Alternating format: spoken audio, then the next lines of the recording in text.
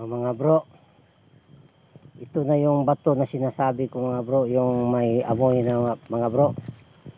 Sinunog ko mga bro, nilagyan ko ng krudo, nilagyan ko ng diesel kay basa ang mga kahoy dito mga bro.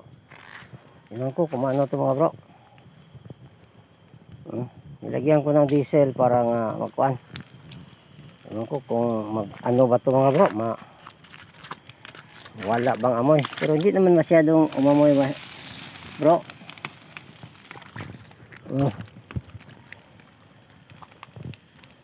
May mga diesel mga bro, nilagyan ko ng mga 350 ml na diesel. Sinugin ko para mawala ang amoy. So kung di mawala ang amoy, dandahanin na lang natin hanggang maubos yung bato. Baka may laman yan. Kung gas ang amoy niyan mga bro, sipsipin na yan ng apoy. Pero kung liquid yan na nagsingaw, hindi yan masipsip.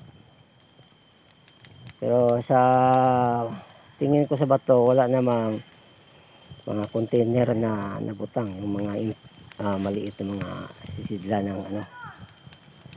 Ito mga bro, sinunog ko mga bro para na mawala ang poison gas.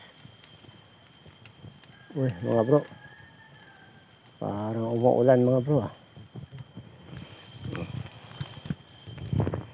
Yun lang mga bro. Okay na.